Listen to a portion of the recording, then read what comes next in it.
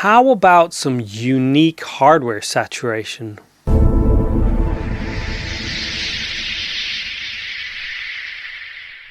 Welcome to Audiolicious. Today I'm going to start a mini-series exploring saturation up until distortion on various studio gear that I got lying around, because I was so curious on how they actually react if you push them.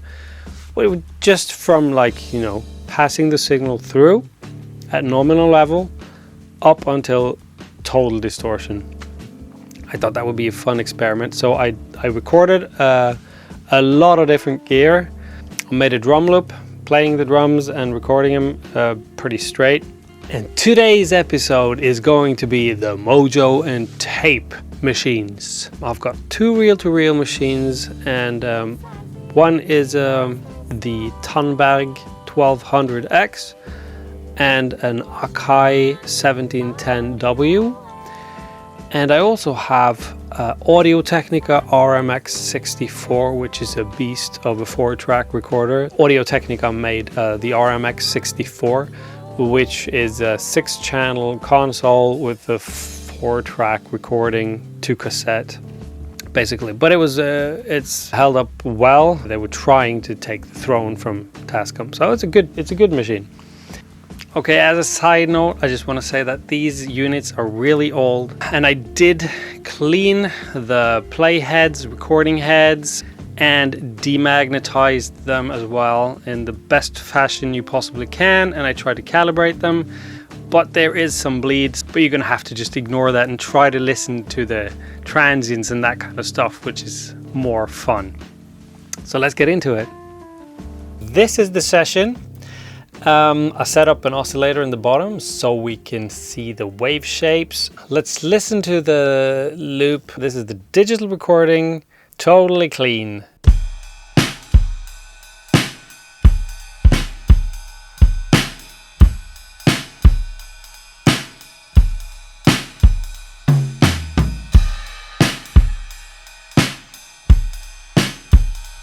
Okay, we're going to start off with the Akai, and the first one is just barely at 0 dB. Let's see how that sounds.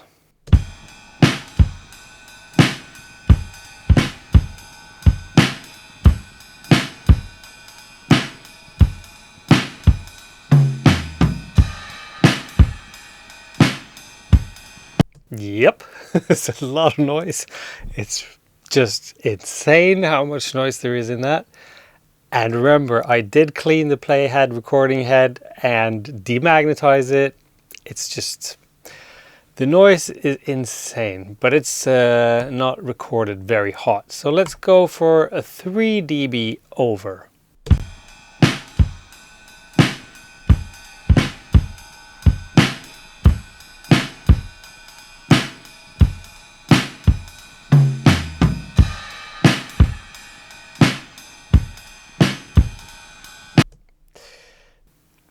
I got no words.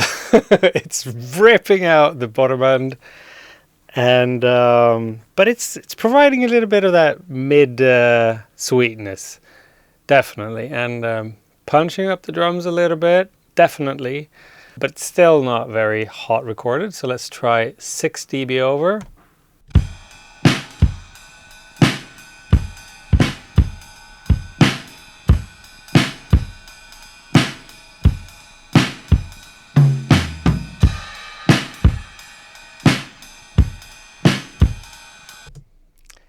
That noise is persistent, really, and I don't know if you notice on the wave shape, it's not equal over and under the line. I don't know if there's a tube inside that unit, but could be. Anyways, let's refresh our ears and listen to the unprocessed one before we listen to the Akai Slammed version. All right.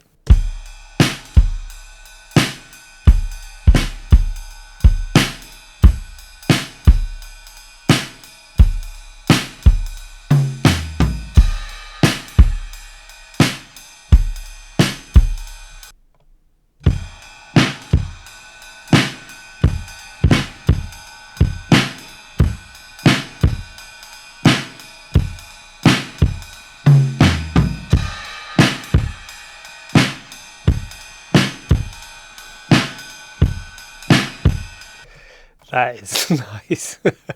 That is fun. It does the tape thing. It compresses and it just focuses on the mids completely, rounds off the top and very much on the bottom. It's an interesting sound, definitely.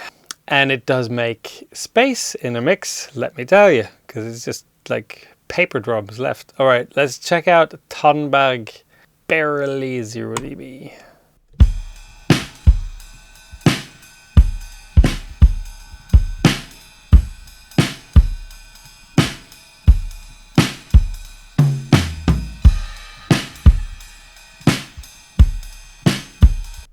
There is some bleed from a previous recording, but it's much cleaner. Let's go straight up on 3 dB over.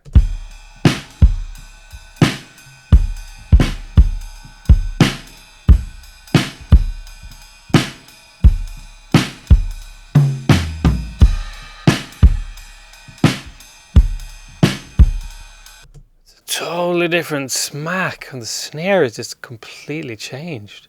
Still a lot of bleed because it's not so hot recorded. Let's check out 6 dB over.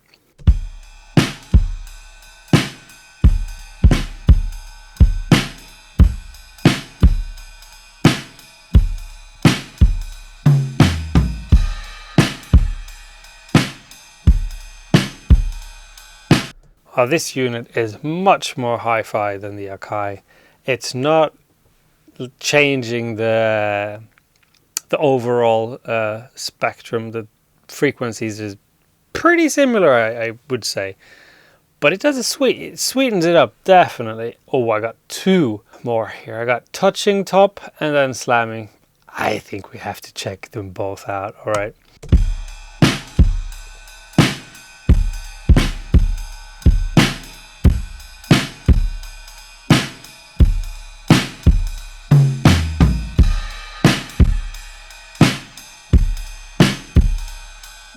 That is nice. I like that. All right, clean our ears with the unprocessed one before we go to the slammed one.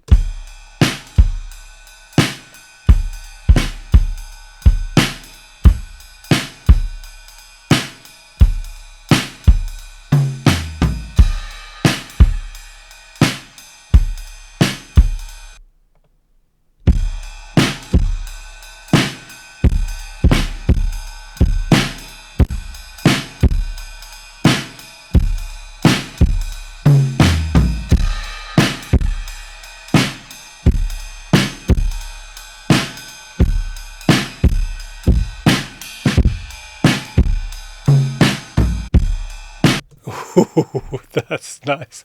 That is really fun. Even the crash gets that. So fun. All right. Okay, I got one more. This is the Audio-Technica RMX-64. This is a much narrower tape. Let's listen to tape saturation on the RMX-64.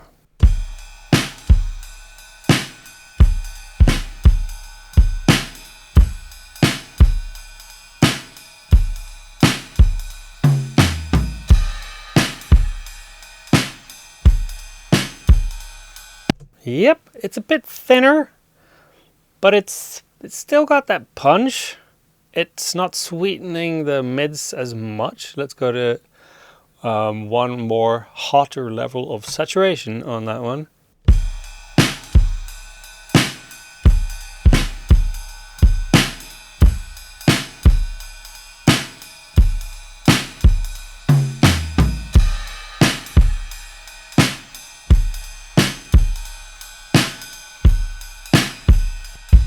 Yeah, it sounds nice.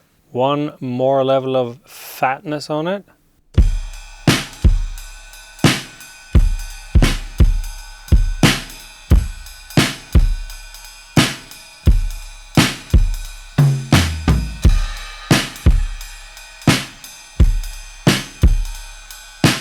Yeah, that's nice.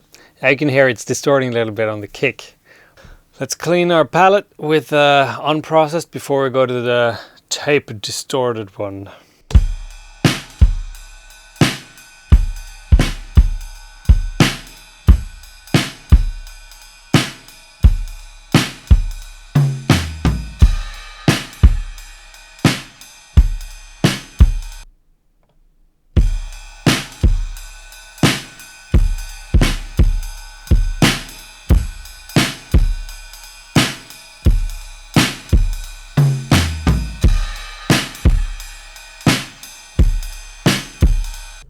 Yes, audio is so much more fun with tape involved, isn't it? Okay, that was all of them. So now we're gonna check out, I thought I'd switch between them, nominal level, and then between the distorted. All right, let's go. Clean version first and foremost.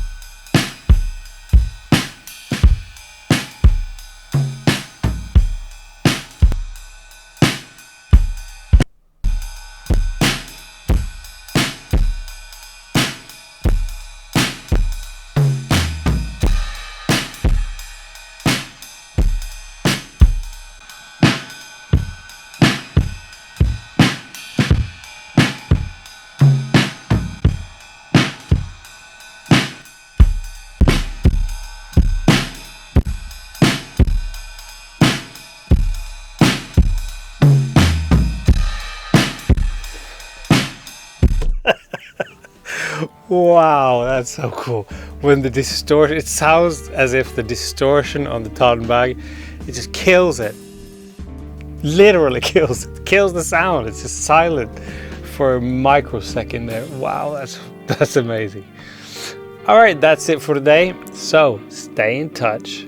The next video is going to be about input saturation, and we're gonna have some fun toys to play with then as well. All right, see you then.